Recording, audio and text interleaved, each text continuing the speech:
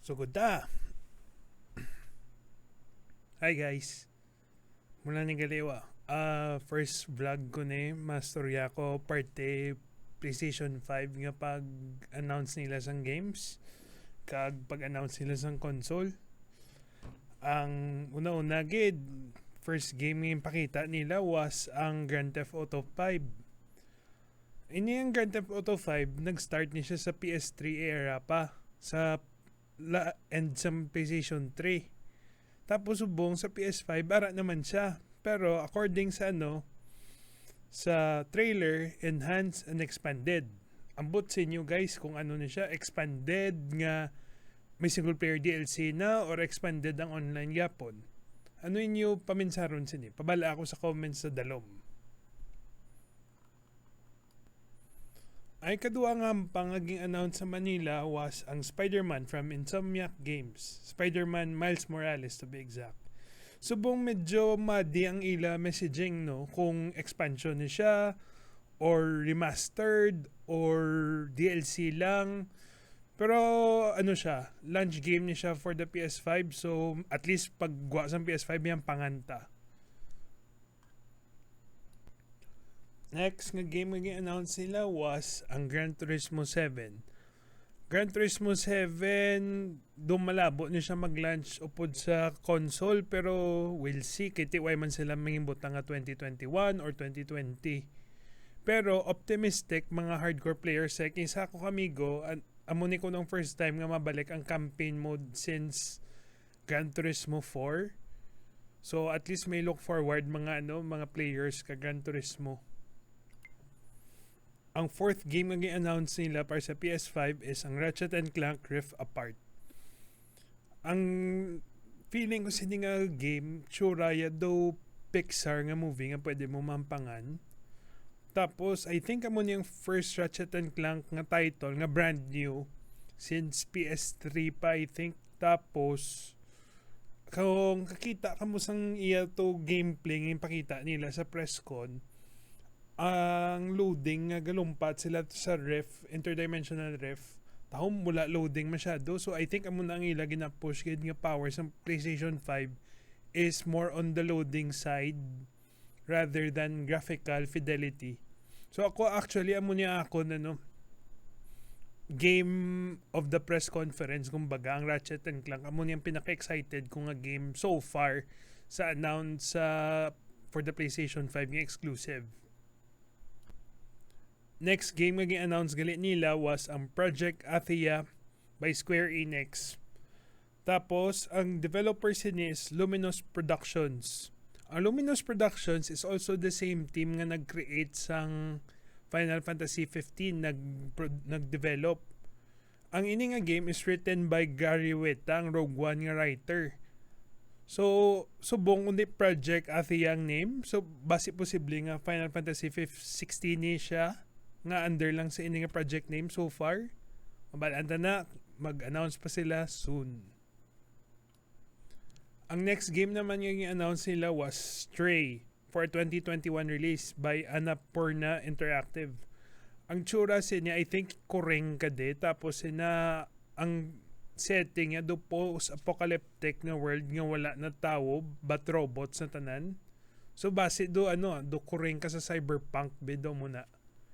Nothing is known about the game so far except sa mo lang itong trailer.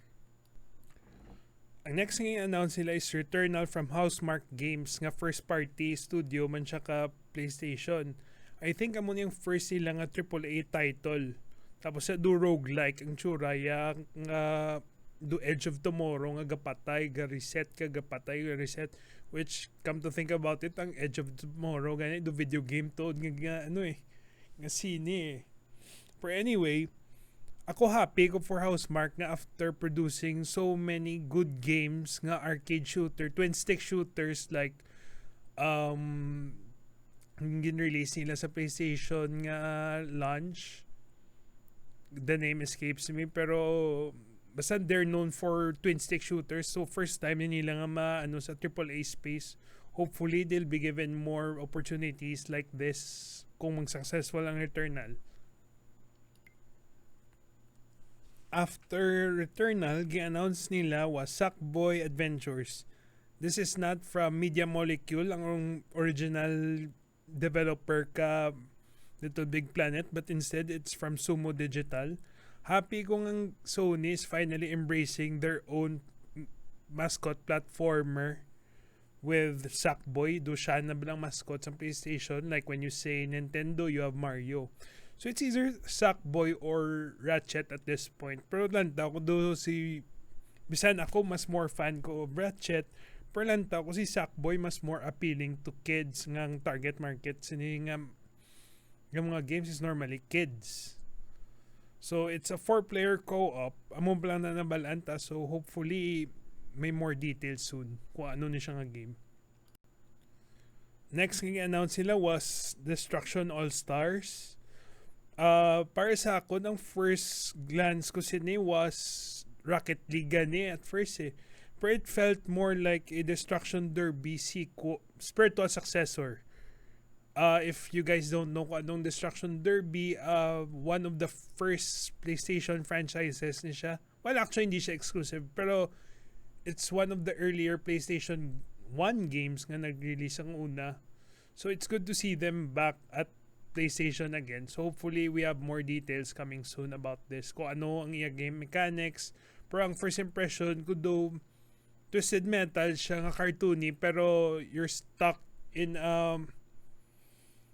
do Rocket League nga nga stadium, so kag makalagan ang tao, so hopefully may more details soon. Next that was announced was Kina Bridge of Spirits. Para sa akon, first impression ko sa niya game, it felt like may Fable game ng PlayStation. If you don't know Fable, well, come to think about it, do Zelda siya ka Microsoft, pero ang tone sang ining game, it's more of Fable rather than Zelda. So, hopefully, we'll have more details soon. Kiti, why man sila maging announce gid masyado, except it's from the new developer nga Ember Labs. Wala na. Next nga i-announce was Goodbye Volcano High. I've been getting Life is Strange vibes with this, with animals lang instead of humans, ngayon himo nila. Tapos, nabasahan ko sa press release nila, it's about the end ko, no? So, hopefully, I think this is more of a story-driven game rather than anything else. I'm actually looking forward to it. Tungod ngang soundtrack, do tahom. Do gives the M83 vibes nga medyo fan ko. So, amo lang na ang mahambal ko for Goodbye Volcano High. Next that was announced was another coming back nga franchise after a long dormant new game nga wala siya new game. It was Oddworld Soulstorm. Wala man gid more details, it was more Oddworld nga mas tahom lang. So ako siguro I'm not really super into Oddworld, pero hopefully they'll make more announcements kung ano gid ang core stories in eh. Kaya as far as mechanics is concerned, the same lang siya eh. Duway gid bala bago masyado. Next that was announced was Ghostwire Tokyo. I was actually surprised kasi Shinji Mikami nag first person horror game man siya. Pero for me though, hindi siya straight up horror. It's more of action horror nga medyo cyberpunk na vibes. Ako actually medyo weird siya, pero I'm actually looking forward for more about the game, to hear more about the game. Kaya ako optimistic ako knowing Shinji Mikami's pedigree. Hopefully more to come. Kaya do 2021 release ni kuno mo, so more details soon hopefully. Next that was announced was Jet the Far Shore. 2020 launch, so laban-laban launch game niya siya. To be honest, hindi ko optimistic sa nga game. Well, hindi niya akong game eh. So, at first glance, the trailer felt like No Man's Sky, do terraforming ka other planets, pero on a spaceship ka lang. I don't know if nakapanaog ka ito. Why man sa may announce anything about it. Mula na akong thoughts about the game, hindi ko masyado, no, well, it's not for me, base Barsinyo, namiang ka mo, pero ako do, hindi ko masyado vibe siya. Next nga announce nila was Godfall from Gearbox. Holiday 2020 release, so it's gonna be a launch game for the PS5. Para sa akin, it's MMO looter siya, the Division and Destiny, but instead of using guns nga sa Destiny, it's more of a hack and slash. So let's say God of War or mga muso nga games be, pero MMO lang siya, kag do may looter shooter mechanic siya. Ako lukewarm lang, hindi ko masyado excited, hindi ko masyado looking forward. Hindi magiging sila nga ga-avoid siya, but lukewarm lang. Next announced was Solar Ash for 2021 release. This is from the creators of Hyperlight Drifter nga personally wala ko kaagi hampang. Hopefully matilawan ko siya soon. Kaya hambal nila ko no, Solar Ash is more of a spiritual successor to Hyperlight Drifter. So guys, if nakampang mo, let me know what you think. Kung okay siya, should I give it a shot? Next nga gi-announce sila was Hitman 3. 2021 release man. Hambal nila ko no, this is last nga game ko no sa World Assassination Trilogy of Hitman. Ako personally, nami ako sa Hitman nga reboot ni nga ginimo nila. Kaya ti makapagusto ka ano himuon mo basta yung complete your mission lang. Ako I'm looking forward to this kay more verticality. Kaya I think mga most games palapad they showed nga mga skyscraper sa Dubai. May mission ka to, so I'm assuming may mga climbing parts na ni masyado. I'm looking forward to this, actually. Mumani isa kong mga games nga optimistic about ko. Next thing announced was Astro Playroom. To be honest, guys, prefer ko ta ni Astro Bot Rescue ni siyang sequel mo. Galing kay te, wipe man sa nag-announce ko anong VR component for the PS5 Pero ang bati ko is that nga ang PSVR would still be compatible with the PS5. So hopefully after Astro Playroom may Astrobot Rescue sequel ta. Next nga announce nila was Little Devil Inside. For me though, third person action adventure RPG siya. Tapos do ang vibe siya do Wes Anderson yung movie. Ako I would give this a shot just for the tone nga nga do medyo quirky kag do may medieval setting siya. I'm actually gonna try this just for the tone alone. Next, NBA 2K21. Anong pamambal ko? It's 2K. Fall 2020, so it's gonna be a launch game for the PS5. Just like Madden is on the Xbox side, sa PlayStation naman niya si NBA. So next announced was the weirdest game of the show, Bug Snacks. Ang vibe siya do Animal Crossing, pero hindi lang ko sure kay do ka weird siya. However, silang may catchiest theme during the press conference. Amo lang gid na mahambal ko. Next announced was Demon Souls from Blue Point. Well, it's a remake of the Demon Souls game. Hindi, well, why kugampang Souls game normally. Pero tahom siya. Ang graphics ng update nila was really breathtaking. Hopefully we'll hear more kung saan ni siya i-release. Pero with Shuei Yoshida's endorsement before the trailer, medyo big deal. Next announced was Deathloop from Arcane Studios. Para sa akin, based on the trailer, it was like Dishonored yung combine mo with a Quentin Tarantino movie. Very stylish. I'm actually looking forward to it. Fan ko sa Dishonored, mga Bioshock na type of games. So I'm looking forward to this. No release date yet. The next game after Deathloop, gi-announce nila was The Village. At first, abe ko, new IP. But, lo and behold, it's a Resident Evil sequel. Resident Evil 8. And after the conference, I decided to give Resident Evil 7 a shot.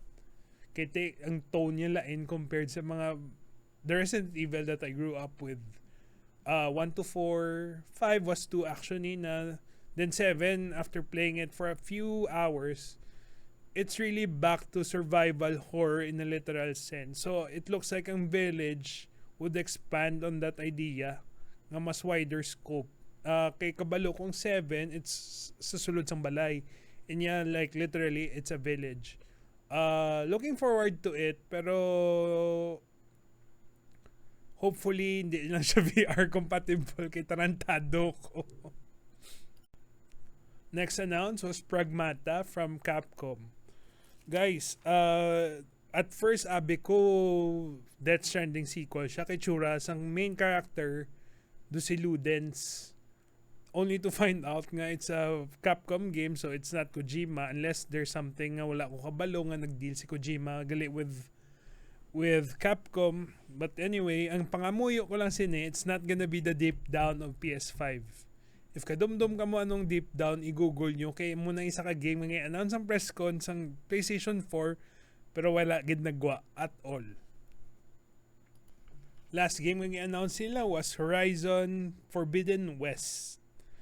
Ang iya engine sini tahom gyapon. Mula na mahambal ko. Tapos ang setting is sini more on San Francisco na like you see the Golden Gate Bridge. Ini ko dumdum guys kung ang Horizon may swimming ay basta ini may swimming na eh.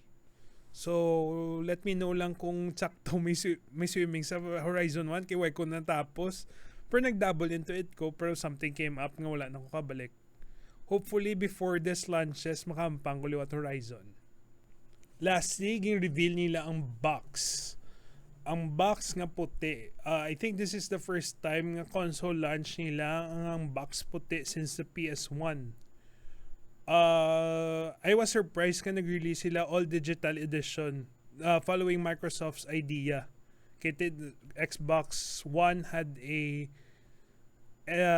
sad edition nga tawag nila. Kaya it's an Xbox S nga all digital. Form factor, medyo curvilicious siya. And then, ang happy ko kay may physical buttons na hindi na like ang sensor nga sensitive kayo sa ano. So far, wala ta release date, wala man ta price point, pero as rumor suggests, it might be mga around $600 US, $750, mga dira. So, I'm seeing ang diskless drive would be cheaper. Amo na guro nga nag-release sila diskless version as well. Overall, guys, ang press con was solid. One of the best I've seen since siguro that Final Fantasy VII Remake reveal nga press con ka Sony. Hopefully they'll release more information like price point and release date as usual soon. Pero if I have to guess, ang release date would be around November. Historically, ang PlayStation ga release November. So amula na, and thank you for joining. Hopefully we'll have more of vlogs like this soon. Peace.